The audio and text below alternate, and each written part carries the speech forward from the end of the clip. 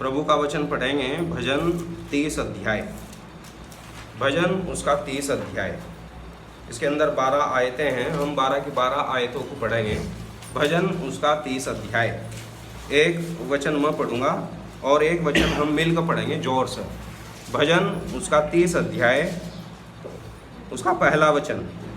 हे यहोवा, मैं तुझे सराहूंगा क्योंकि तूने मुझे खींच कर निकाला है और मेरे शत्रुओं को मुझ पर आनंद करने नहीं दिया। सब मिलकर पढ़ेंगे। हे मेरे परमेश्वर यहोवा, मैंने तेरी दुहाई दी और तूने मुझे चंगा किया। हे यहोवा, तूने मेरे प्राण अधोलोक में से निकाला है। तूने मुझको जीवित रखा और कब्र में पड़ने से बचाया है। हे यहोवा के भक्तों, उसका भजन गाओ और जिस पवित्र नाम से उसका स्मरण होता है उसका धन्यवाद करो। क्योंकि उसका क्रोध तो क्षण भर का होता है, परंतु उसकी प्रसन्नता जीवन भर की होती है। कदाचित रात को रोना पड़े, परंतु सवेरे आनंद पहुँचेगा। मैंने तो अपने चैन के समय कहा था कि मैं कभी नहीं टलने का। हे यहोवा, अपनी प्रसन्नता से तू मेरे पहाड़ को दृढ़ और स्थिर किया था। तूने अपना मुख फेर लिया, तब मैं घबरा गया। हे यहोवा, मैंने तुझको पुकारा और यहोवा से गिड़गिड़ा कर विनती की। जब मैं कब्र में चला जाऊंगा तब मेरे लहू से क्या लाभ होगा? क्या मिट्टी तेरा धन्यवाद कर सकती है? क्या वह तेरी सच्चाई का प्रचार कर सकती है? हे यहोवा, सुन, मुझ पर अनुग्रह कर। हे यहोवा, तू मेरा सहायक हो। तूने मेरे लिए विलाप को नृत्य में बदल डाला। तूने मेरा टाट उतरवा कर मेरी कमर में आनंद का पटका बांधा है, ताकि मेरी आत्मा तेरा भजन गाती रहे और कभी चुप न हो। हे मेरे परमेश्वर यहोवा, मैं सर्वदा तेरा धन्यवाद करता रहूँगा। प्रार्थना करेंगे। प्यारे प्रभु, अपने वचन के पढ़े जाने पर आशीष दें और आप हमसे बातें करें। पवित्र आत्मा जी हमारे शिक्षक हों, सहायक हों और हमें सच्चाई में लेकर जाएं, ताकि हम आपकी आराधना आत्मा और सच्चाई से करने पाएं। मदद कर। यिर्मयाह 9 निर्गमन 4:12 पूरा कर। प्यारे यीशु के नाम से मांगते हैं, आमीन।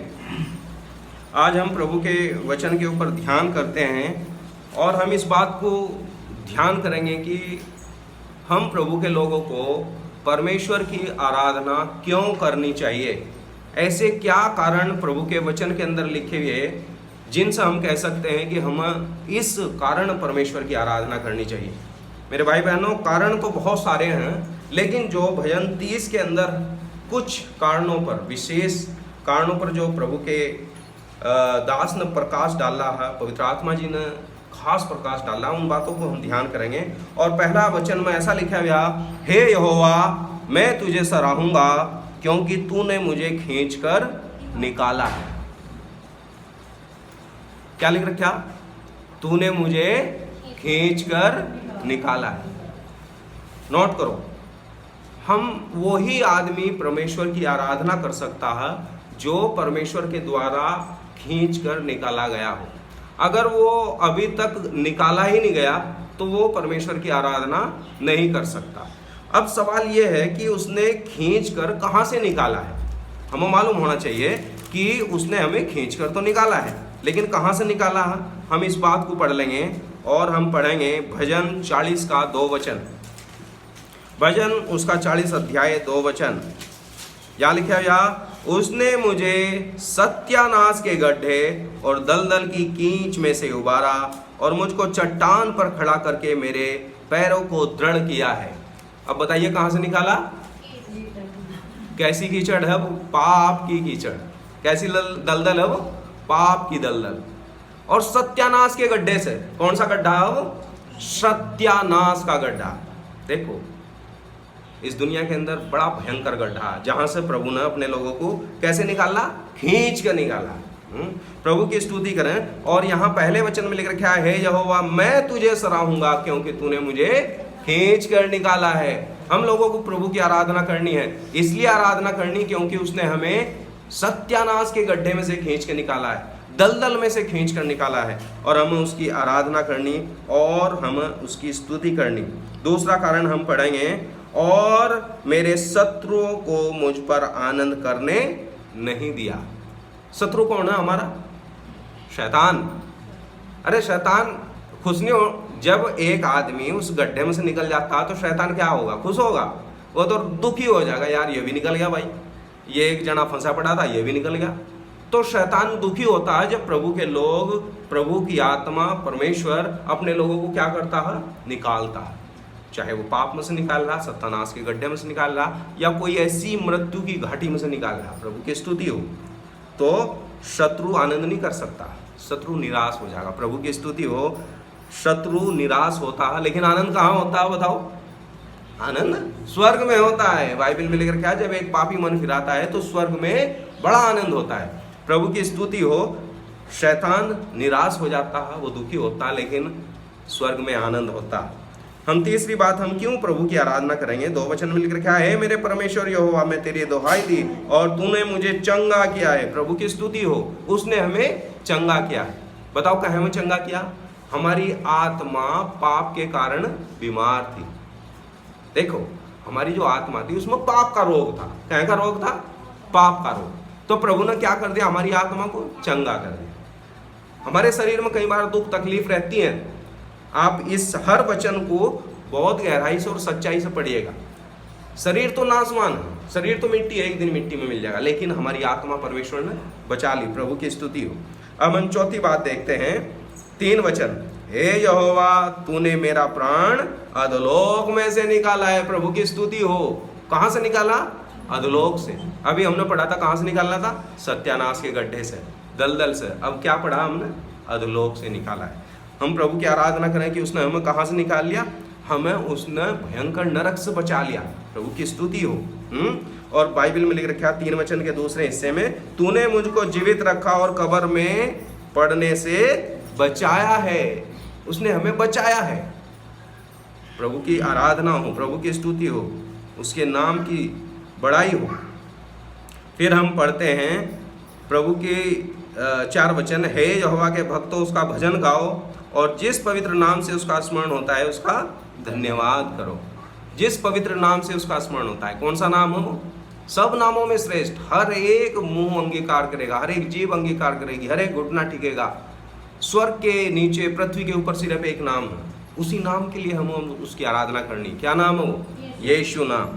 हमें यीशु नाम में उसकी स्तुति करनी है। फिर 5 वचन में एक बहुत बड़ी खास बात हमारे परमेश्वर के बारे में लिखी हुई, और यहाँ लिखे हुआ उसका क्रोध तो क्षण भर का है। प्रभु की स्तुति हो। हमारा परमेश्वर का जो क्रोध है वो क्षण भर का है। हमें उसकी आराधना करनी। पाप के कारण क्रोध आता है उसके पास, लेकिन उसका क्रोध कैसा है? क्षण भर का। और उसकी प्रसन्नता, उसकी दया वो जीवन भर है। हम प्रभु की आराधना करें, उसकी दया, उसका अनुग्रह वो जीवन भर का, उसकी प्रसन्नता जीवन भर की, लेकिन क्रोध क्षण भर का। बाइबल बताती है चाहे रात को रोना पड़े परंतु सवेरे ही आनंद होता है। अर्थात बहुत छोटी छोटी चीज हमारे जीवन में आएंगी जिनमें हम कई बार हमारी जिंदगी में रोना आता है, लेकिन प्रभु की स्तुति हो कि वो रोना परमानेंट नहीं है, वो टेम्परेरी है, वो थोड़े समय का है। प्रभु ने हमारी जिंदगी में फिर वही आनंद, जो स्वर्गीय आनंद है, जो उसकी उपस्थिति का आनंद है, जो उसके उद्धार का आनंद है, हमें देता है। प्रभु की आराधना कर, हम उसकी स्तुति और बड़ाई करें। और फिर बाइबल में एक बहुत सुंदर बात लिखी हुई, हम उसी बात के ऊपर थोड़ा सा मनन करेंगे। और यहाँ लिख रखा 9 वचन में एक सवाल है कि जब मैं कब्र में चला जाऊंगा तो मेरे लहू से क्या लाभ होगा? जब मैं कब्र में चला जाऊंगा तो मेरी ताकत का क्या फायदा होगा? हाँ? और जब क्या मिट्टी तेरा धन्यवाद कर सकेगी? क्या वो तेरी सच्चाई का प्रचार कर सकेगी? मेरे भाई बहनों, जब तक हम जीवित हैं, जब तक हम जीवित हैं, हम प्रभु की स्तुति करें, उसकी बड़ाई करें, क्योंकि जब हम मिट्टी में मिल जाएंगे ना तब आराधना नहीं कर पाएंगे। ये मिट्टी नहीं कर सकती उसकी आराधना, है जी। और हमें उसकी सच्चाई का प्रचार करना। जब हम प्रभु की आराधना करते हैं तो हम क्या करते हैं? उसकी सच्चाई का प्रचार करते हैं। फिर परमेश्वर एक बड़ा बदलाव हमारे जीवन में लाता है, उसके बारे में हम पढ़ेंगे 11 वचन में। तूने मेरे विलाप को नृत्य में बदल डाला, तूने मेरा टाँट उतरवा कर मेरी कमर में आनंद का पटुका बांधा है। मेरे विलाप को नृत्य में बदल दिया। प्रभु की स्तुति हो। हमारा प्रभु जीवनों को बदलने वाला परमेश्वर है। हमारा प्रभु हमारी डिस्टनी को, हमारी मंजिल को बदलने वाला परमेश्वर है। हमारा परमेश्वर हमारे हर एक पाप का जो परिणाम हो उसे बदलने वाला परमेश्वर है। उसने विलाप को नृत्य में बदल दिया। प्रभु की स्तुति हो, प्रभु की स्तुति हो। वो हमारे जीवन में बड़ा बदलाव, अद्भुत बदलाव लाता है। और फिर जब हम प्रभु की आराधना करते हैं, हम कई बार ऐसा सोचते हैं कि शायद हम प्रभु की आराधना कर रहे हैं। असल में आराधना कौन करता है? हम प्रभु के वचन में पढ़ेंगे उसका 12 वचन। और आप बताना कौन प्रभु की आराधना करते हैं? ताकि मेरी आत्मा तेरा भजन गाती रहे और कभी चुप न हो। हे मेरे परमेश्वर यहोवा, मैं सर्वदा तेरा धन्यवाद करता रहूँगा। कौन आराधना करता है? आत्मा। हमारे अंदर आत्मा, और वो आत्मा ही आराधना कराती है। वो आत्मा है जिसके बिना हम यीशु को प्रभु नहीं कह सकते। वो आत्मा है जो हम प्रार्थना आहें भर भर कर प्रार्थना करनी सिखाती है। वो आत्मा है जो हम विवश करती है दूसरों को यीशु के बारे में बताने के लिए। वही आत्मा हमारे अंदर काम करती है कि हम उसके भजन गाएं, उसकी स्तुति करें, उसकी बड़ाई करें। आज सबसे मुख्य कारण है कौन लोग उसकी आराधना कर सकते हैं? और उत्तर है कि उसने मुझे खींच कर निकाला है। कहाँ से खींच कर निकाला? उसने मुझे सत्यानाश के गड्ढे दलदल में से, और 3 वचन में लिखा क्या, अधोलोक में से निकाला है। जो लोग निकाले गए लोग हैं, जो लोग छुड़ाए गए लोग हैं, जो लोग उद्धार पाए हुए लोग हैं, वो अपने परमेश्वर की स्तुति करें। हम चुप न रहें, क्योंकि बाइबल बताती है कि ये मिट्टी जब हम एक दिन कब्र में चले जाएंगे तो ये मिट्टी परमेश्वर का धन्यवाद नहीं कर सकती। इस ताकत का कोई फायदा नहीं है और हम उसका प्रचार नहीं कर सकते। सिर्फ आत्मा है जो हमारे अंदर, वो प्रभु की आराधना करती है। आइए हम अपनी आत्मा को परमेश्वर के चरणों पर लाएं और होने दें कि हम उसकी स्तुति और बड़ाई आत्मा और सच्चाई में करें। आइए एक भाई और एक बहन प्रभु की आराधना करेंगे।